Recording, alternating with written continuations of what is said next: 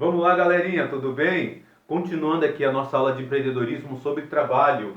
Hoje, ainda com o tema agora, as relações de trabalho 2. Seria então a nossa segunda aulinha. E como na passada aqui a gente estava falando sobre a questão do trabalho, na sua formação, e aí eu fiz uma colocação sobre a questão do trabalho na Grécia Antiga, vamos começar aqui. Ainda na Grécia Antiga, o trabalho. O trabalho ele significa laborar. E laborar significa sofrer, correto?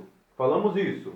Se trabalho significa laborar e laborar é sofrer, vamos escolher então alguém para sofrer no nosso lugar. E foi assim que os gregos fizeram, tá? Já que o trabalho era o principal significado, o sofrimento do corpo, da mente, o cansaço, né? E isso trazia uma determinada fadiga, por que não escolher alguém para sofrer no meu lugar?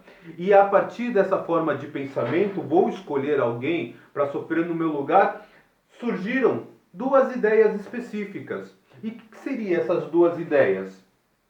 Que com essa atitude de escolher alguém para ficar no meu lugar,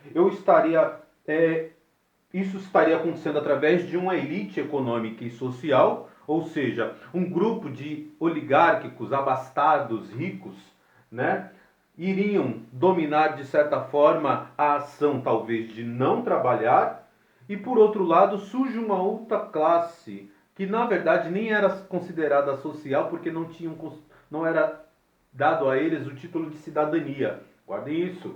Eles não possuíam título de cidadania, que era a escravidão, os escravos, tá? Então, como é que surgiu os escravos na Grécia Antiga?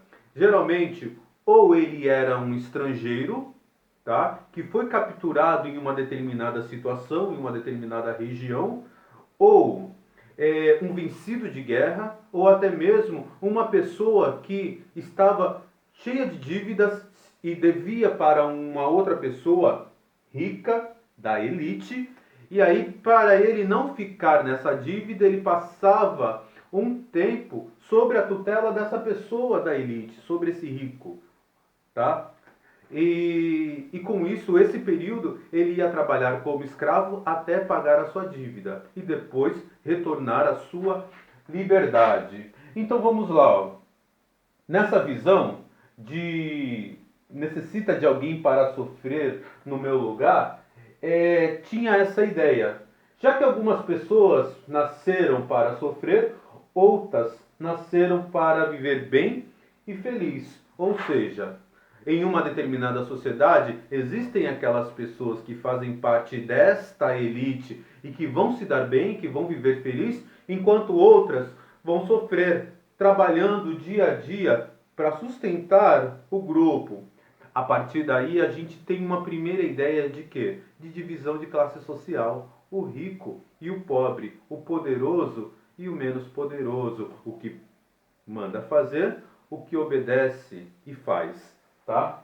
Ou seja, algumas pessoas passaram a viver feliz. E da onde que surgiu essa ideia? Do mesmo momento em que quando eles criaram a divisão política. E com essa divisão política, houve a necessidade de estruturar caminhos na Grécia Antiga, na polis Atenas, para que as pessoas desempenhassem determinadas atividades que precisavam ser executadas em Atenas. E foi por isso que quem criou essa ideia de divisão governamental, divisão social, também tinha necessidade de fazer uma divisão de trabalho naquele determinado período. Mas colocar quem para trabalhar? Por quê? Porque ninguém ia querer trabalhar se laborar é sofrer. Então, vamos colocar um outro grupo que não necessariamente é considerado um cidadão, que seria o, o escravo. E esses escravos vão trabalhar para que o grupo, né, ateniense conseguisse viver de certa forma bem, tendo uma rua limpa, tendo água num determinado local, né, fazendo reparos aqui, fazendo obras públicas ali. Então havia essa necessidade, e essa necessidade ela foi colocada então com os trabalhadores para fazer essas atividades. E quem fez isso? Quem criou essa divisão? Os políticos da época, aqueles que faziam lá suas campanhas nas ágoras, tá? Se eles fizeram isso, eles também são considerados trabalhadores? Sim. Porém, os políticos se autodenominavam de trabalhadores criativos, ou seja, aquele que cria um trabalho através de um outro trabalho, porém, esse trabalho ele vai resultar em algo bom para a sociedade. Aonde que saía o trabalho dele? Apenas através do seu intelecto, ou seja, o trabalho deles eram criativos, ou seja, desde aquela época político já tinha suas artimanhas para manipular a sociedade, ok? Terminou não, hein? Daqui a pouquinho a gente volta com o terceiro módulo.